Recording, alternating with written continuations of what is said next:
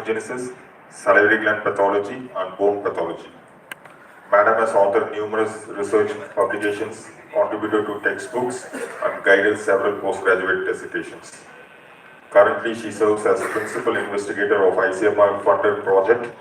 She is through innovative approaches such as saliva-based biomarkers, biosensors, molecular profiling, and genetic analysis. Much for that kind introduction, sir.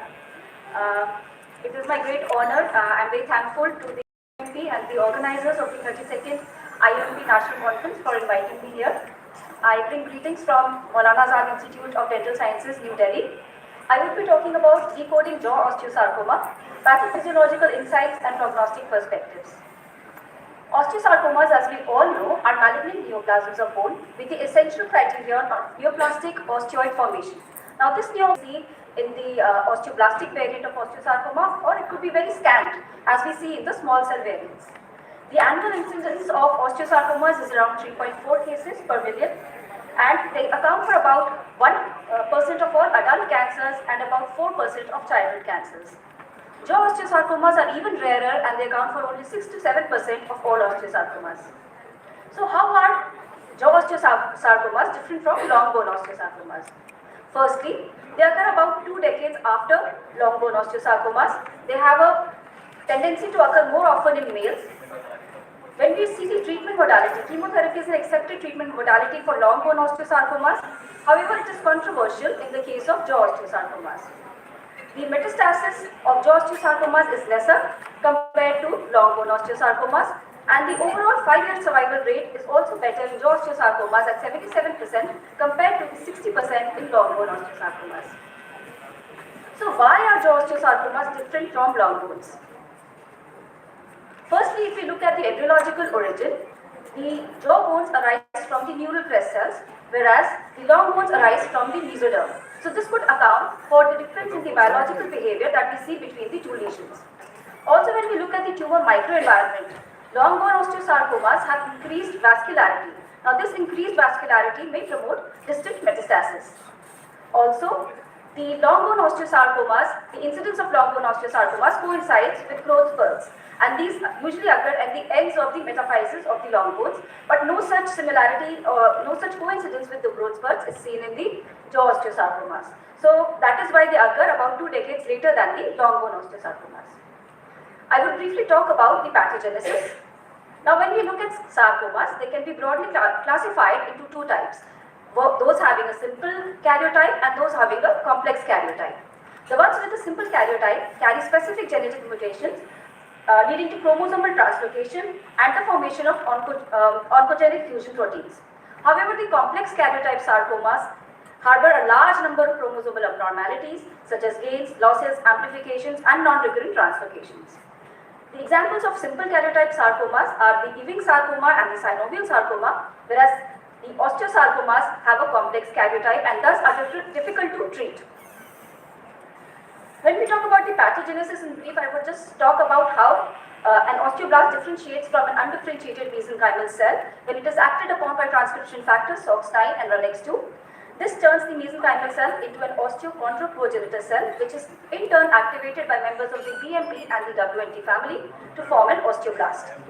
Now, what happens during the pathogenesis of osteosarcoma is that there are numerous genetic and epigenetic events that occur, and there are mutations in tumor suppressive genes like P53 and the retinoblastoma gene, and there is mutations in the oncogenes such as KRAS and MYC, along with amplification of certain transcription factors like RUNX2. All of this leads to the formation of an osteosarcoma.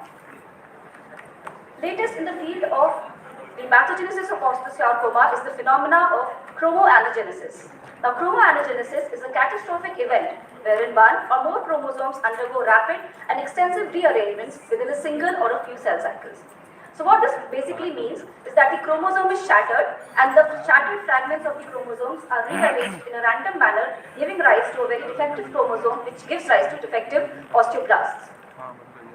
Lee et al. Have studied the role of chromoanagenesis in osteosarcomas, and they found that they are involved not only in the initiation of osteosarcoma but also in the evolution of the osteosarcoma and making it more heterogeneous, leading it to having resistance to therapy.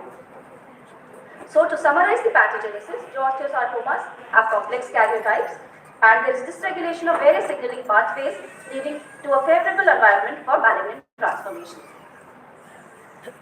Broadly speaking, the osteosarcomas can be divided into two types, the central and the peripheral. The peripheral are also called as the surface osteosarcomas.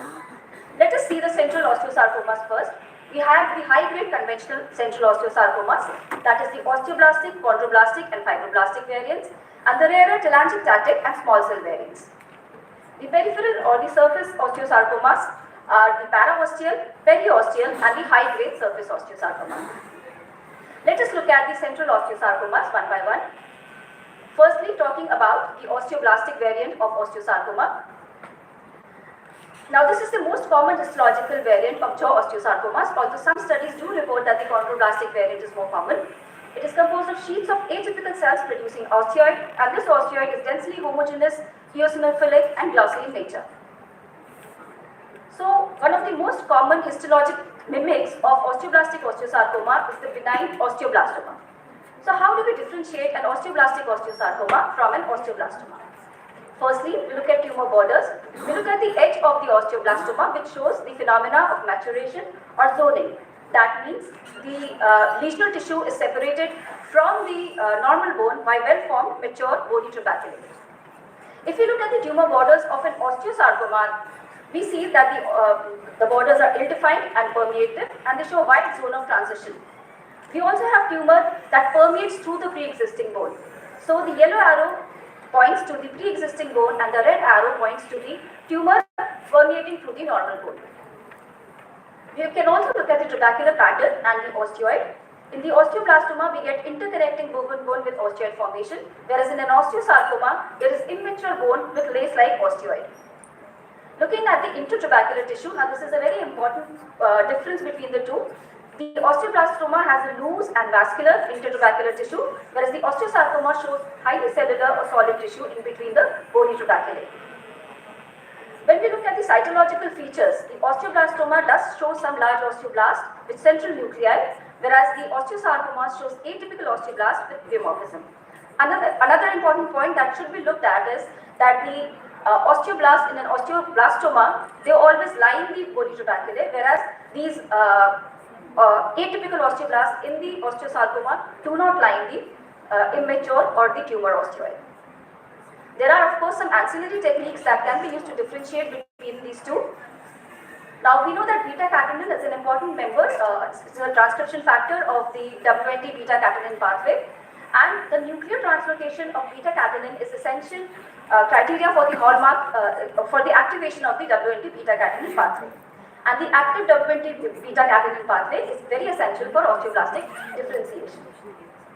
So this was used by Van Wijn et al. In their study, and they found that in osteoblastoma, the beta-catenin shows nuclear staining, showing that it has translocated to the nucleus, whereas in osteosarcoma, there is membranous staining. That means that the pathway or the activation of the osteoblast has not occurred properly. So they propose that the WNT beta-catenin pathway is inactivated in osteosarcoma. However, this should be taken with a pinch of salt because some osteosarcomas might show both cytoplasmic and nuclear positivity. Yoshida et al. Used MDM2 and CDK4 IHC to distinguish between low-grade osteosarcomas from its benign mimics. The logic behind this is that MDM2 or the murine double minute 2 gene is a nuclear protein that binds and inactivates the tumor suppressor gene P53 and cyclin dependent kinase 4 phosphorylates and inactivates the retinoblastoma 1 gene during the G1 phase of the cell cycle. As I previously discussed, both these mutations are early mutations that occur during the osteoblast formation. So the inactivation of P53 and RB1 is a central event that occurs in the genesis of osteosarcoma. So they did a study on low-grade central osteosarcoma versus benign mimics, and the low-grade central osteosarcoma showed MDM2 and CDK4 positivity, which was missing in the benign lesions. Further in the study by Limbach and Lingen et al., they also did fish using the same markers, and they found that the presence of MDM2 and CDK4 expression show that this is an osteosarcoma. However, if they are absent, it does not mean that it is not an osteosarcoma. So what I'm trying to say here is that if you have the presence of MDM2 and CDK4 immunoexpression, you can confidently say that it is an osteosarcoma. However, if it is missing, then you cannot rule out an osteosarcoma and you have to go back to your histology and your radiology to give out the diagnosis. So presenting my first case, this is a 17-year-old boy who presented with a bony hard swelling on the right side of the mandible. When we looked at the radiograph, we could see an ill-defined mixed radiopaque radiolucent lesion associated with the impacted second molar tooth. This is the incisional biopsy that we received. And we could see a cellular tumor with alternating areas of mineralization. We could also see some atypical appearing osteoid-like material alternating with the cellular areas. But if you look overall, the background cells look quite bland and benign. So we did a Ki-67 immunostaining and we found that the tumor tissue showed almost no Ki-67 immunoreactivity. And we gave a diagnosis of osteoblastoma. For some reason, the patient did not undergo a surgical resection and he returned to us after 6 months with a much larger and tender swelling. The X-ray this time showed a characteristic sun ray appearance we usually associate with an osteosarcoma or a Ewing sarcoma. We again got an incisional biopsy sample and this time we could clearly see the tumor osteoid projecting out from the cellular tumor tissue. We could see the lace-like tumor osteoid as pointed out by the yellow arrow and we could see the anaplastic osteoblast alternating with the lace-like tumor osteoid. So we had to change our diagnosis and give it as an osteoblastic osteosarcoma. Now, learning from this, we went back to our incisional biopsy slide where we had given it as an osteoblastoma and we did do an MDM2 and CDK4, both of which came out to be positive, and we could also affirm that these two markers can be used to differentiate an osteosarcoma from its benign mimics. Moving on to the next histological type, that is the chondroblastic osteosarcoma. Now, the chondroblastic variant shows atypia in the chondroid nodules and it merges with the surrounding sarcomatous matrix. But the sine qua non, as they say, for the presence of, to call a tumor a chondroblastic osteosarcoma is the presence of tumor osteoid. So tumor or neoplastic osteoid has always need to be there to call it a chondroblastic osteosarcoma. The closest mimic of a chondroblastic osteosarcoma is a chondrosarcoma. So how do we differentiate between the two lesions? If we look at the radiographs, both of them may show endochondral ossification within the cartilaginous matrix. These are called as Kaufman calcifications and hence the radiographs are not of much use. We go to the growth pattern that we see in the histology. The chondroblastic osteosarcoma shows hypercellular chondroid matrix which merges with the sarcomatous stroma, whereas the chondrosarcoma shows a lobular pattern of growth. The chondrosarcoma also shows permeation into the entrapped bony tuberculum. However, one must be very careful because the osteosarcoma may also show endochondral ossification, but this ossification will not be neoplastic, it will not be tumorous, it will be normal endochondral ossification. There are some ancillary techniques that have been used. Ezerin is a IHC marker. Now this ezerin is a cytoskeletal linker protein that links the plasma membrane with the cytoskeleton and it is very important for maintaining the cell shape, the motility and signaling. And this is found to be increased in many malignant tumors, causing initiation and progression of the tumors. So this was studied in chondroblastic osteosarcomas and chondrosarcomas and it was positive in the chondroblastic variant of osteosarcoma, however negative in chondrosarcoma. So as with MDM2 and CDK4, if we get ezerin positivity, we can say that the tumor is a chondroblastic osteosarcoma, but if it is negative, we cannot rule out a chondroblastic osteosarcoma and we have to go back and look at the slides. Sampling again is extremely important in this variant because if we miss out on the osteoid that is present, we can just call it a chondrosarcoma. SADP2 or the special AT-rich sequence binding protein, which is very commonly and popular these days for diagnosis of osteosarcoma, actually can be very confusing. And in a study by Machado et al., they found that SADP2 fails to differentiate between high-grade high-grade chondrosarcomas and the chondroblastic osteosarcomas. So this marker has limited utility. It can be used only to when you have a diagnosis in mind and you have osteosarcoma in mind, and then you can use to prove it. Otherwise, just to differentiate, it cannot be used with a lot of confidence. Next central osteosarcoma is the fibroblastic osteosarcoma. Now, the fibroblastic osteosarcoma shows atypical spindle cells arranged in interlacing fascicles, and we show the herringbone or storiform arrangement that is common to the fibrosarcoma. But again, the presence of neoplastic osteoid puts it into the category of an osteosarcoma. Sampling again is extremely important because the fibroblastic osteosarcomas may show very scant osteoid tissue and we miss that out and call it a fibrosarcoma. The closest differential diagnosis histologically is a fibrosarcoma or the undifferentiated pleomorphic sarcoma and other spindle cell malignancies. So a fibroblastic osteosarcoma will always show tumor osteoid which is pointed out by the red arrow, and both these lesions can show bone that is being resorbed. So a fibrosarcoma can also show bone that is being resorbed, as you can see in the circle. So do not confuse that with the neoplastic tumor osteoid. If the bone is of normal morphology, it is just resorbing bone. Again, SAT-B2 fails to differentiate between high-grade fibrosarcomas and undifferentiated pleomorphic sarcomas. Almost 50% of pleomorphic undifferentiated sarcomas show positivity of SAT-B2, so this marker fails here again. Presenting another case of a 14-year-old girl with a swelling in the left maxillary region which was obliterating her nasolabial fold. And intraorally we could see a fleshy bulky mass that was obliterating the labial vestibule. On the coronal section, we could see a destructive osteolytic lesion that was destroying the maxillary sinus and the nasal cavity. And on the axial view, we could see that the lesion was protruding out of the maxilla.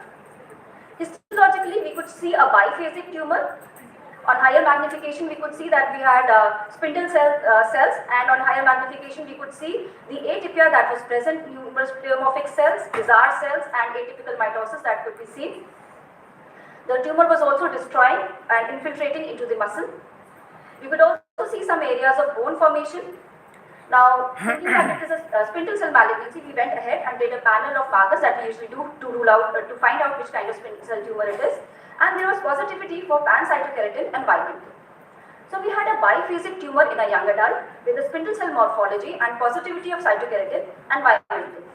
So the diagnosis that came to us was synovial sarcoma. We did a fluorescent in situ hybridization for the SYT or the SS18 gene, which came out to be negative. So we had to go back to the histology as always, and we looked at the osteoid again, and of course it was malignant tumor osteoid having atypical osteoblasts around it. And the diagnosis of a fibroblastic osteosarcoma was made. This was later published. Coming on to the unconventional central osteosarcomas, that is the telangiectatic osteosarcoma. Now, the telangiectatic osteosarcoma is composed of blood-filled spaces that are separated by thick septa, and these septa are lined by anaplastic malignant cells which show cytological atypia. There are also presence of multinucleated giant cells, and there is minimal osteoid production. So, you really have to look for the osteoid in a telangiectatic osteosarcoma.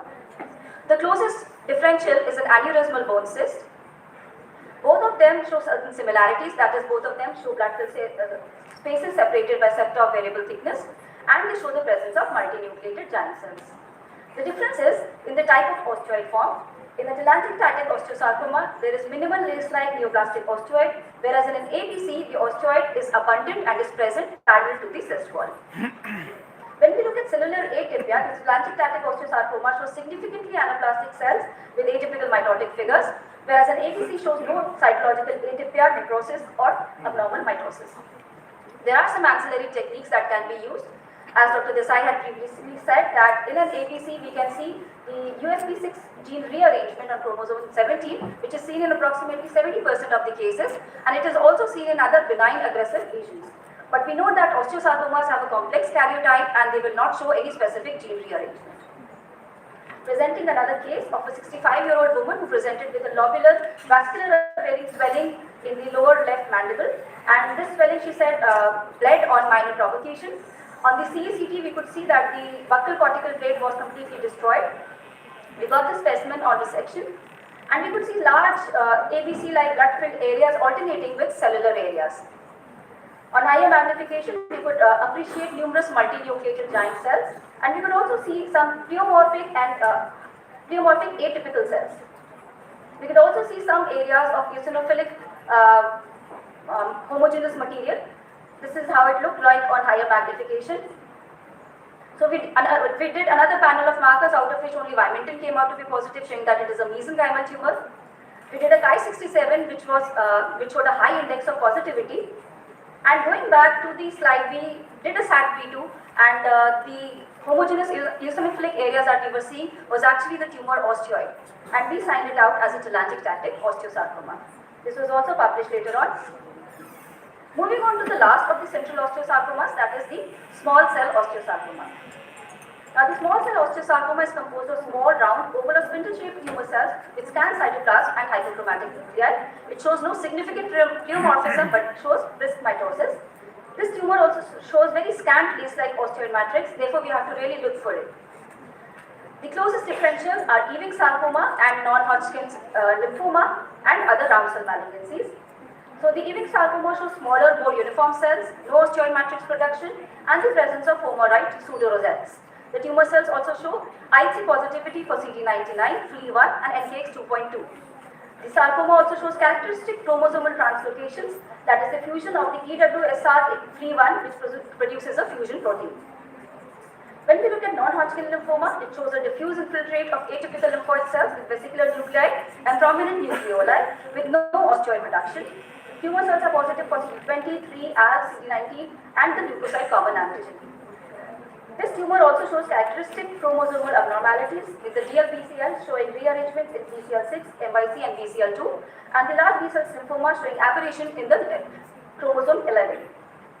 So presenting a case of a 35-year-old man, now he complained that he had mobile teeth in the lower left posterior region which was extracted by a local dentist, after which this growth came into being. This growth was lobulated and it was obliterating both the buccal and the lingual sulcus and had slough present on its surface. On the radiographs, we could see an ill-defined radiolucent lesion. And on histology, we got a tumor composed of small round cells. On higher magnification, we could see the presence of certain pleomorphic atypical cells. So thinking of a round cell malignancy, we went ahead with a panel of markers. We did a CD99 and NKX 2.2, both of which were negative, and we ruled out an Ewing sarcoma. Next, we did an neuron-specific enolase, HNB45 and SOX10, ruling out an avelinotic melanoma. We also did a CD79A ruling out a lymphoma. So we went back to the tissue, we looked at the background of these small round cells and we could see these areas which were appearing eosinophilic and lace-like. We went forward and did a PAS. Now see, PAS is a very useful marker to find out osteoid. PAS is negative in the collagen 1 and 3 that we normally see in the background of tumor cells, but it is going to be positive in tumor osteoid. So a very basic marker that can be used and help in your differentials. We did a SAT-B2 and it was diffusely positive and we gave a diagnosis of a small round cell osteosarcoma. This was also later published. Coming on to the peripheral osteosarcomas. Now peripheral osteosarcomas are going to be similar histologically to the central osteosarcomas. It's only their location that is different, that is they are also called surface osteosarcomas and they can be divided into the paraosteal, periosteal and high-grade surface osteosarcomas.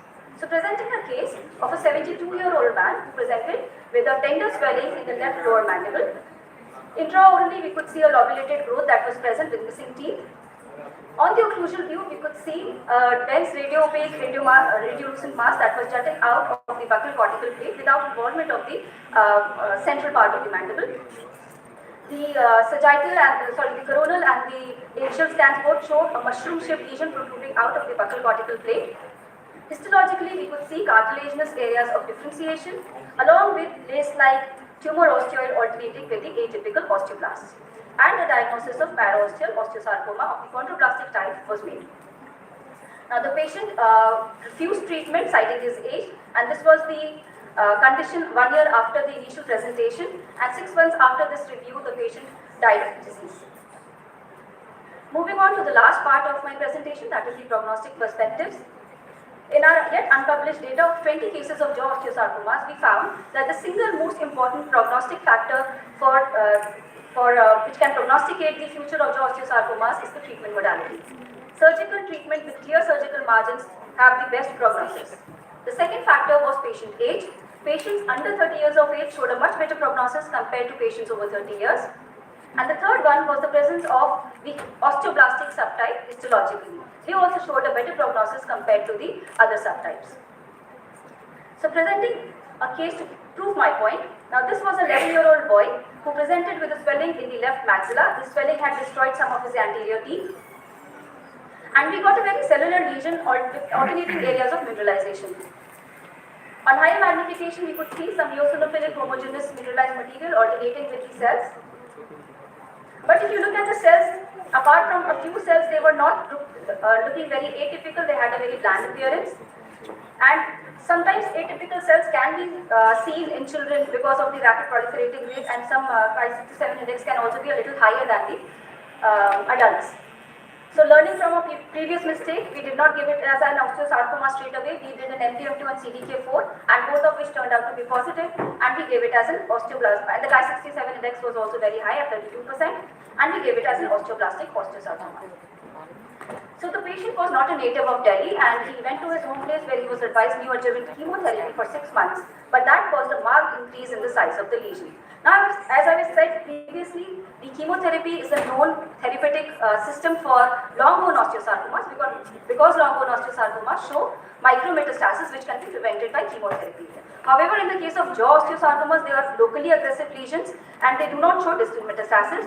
Also, they impair the activity of the natural killer cells, thus impairing the tumor immunity. So the patient then presented after 6 months with this huge swelling that was protruding out of his mouth, and the patient could not even eat or drink anything. This is the intraosseous view. You can see how huge the lesion has become from the previous time. This is the sagittal and the axial section showing the large lesion protruding outside of the oral cavity. And this is the gross specimen that we had got.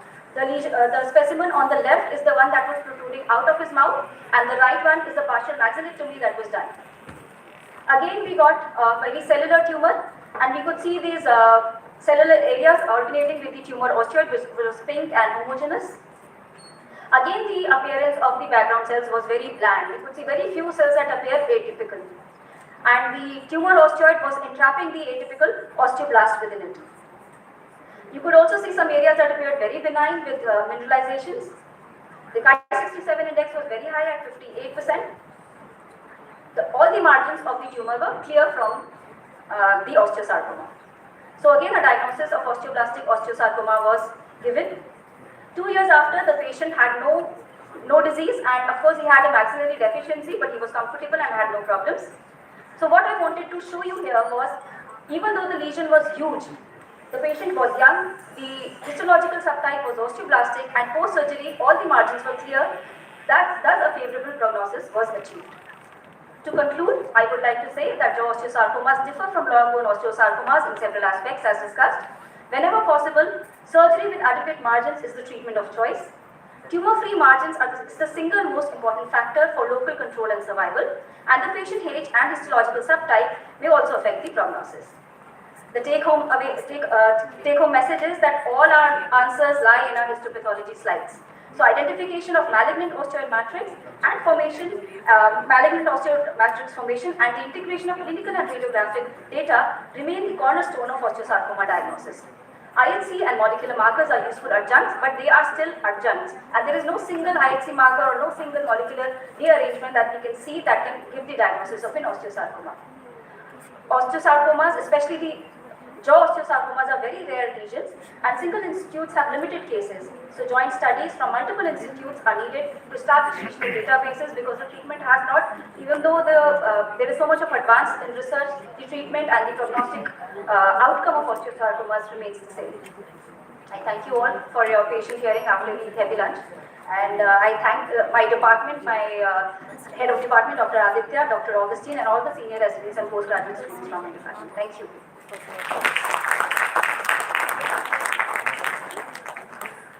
Excellent presentation, exhaustive, and yet it was comprehensive, Dr. Priya Kumar. And any questions from the audience?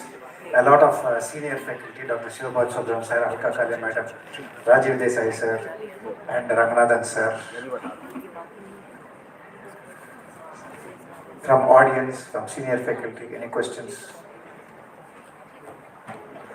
Very nice presentation, yeah. Good slides and good photographs. And you have also shown that immunocytochemistry, after we do immunocytochemistry, even then we can go back to the slides and see and confirm that So always like old is gold. Old is So gold. yeah. Yeah. Thank you.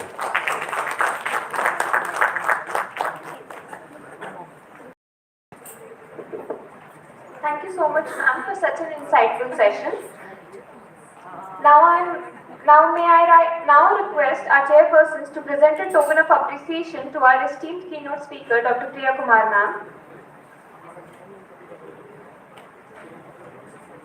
Can we have a huge round of applause, please?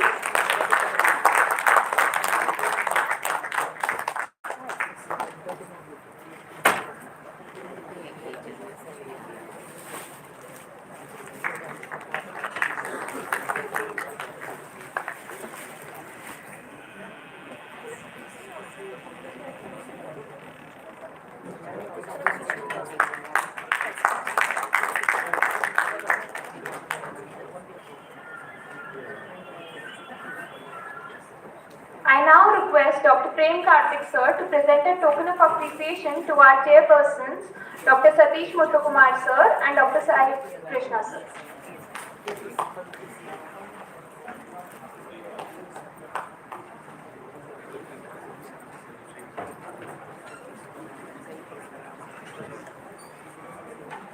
Can we have a huge round of applause, please?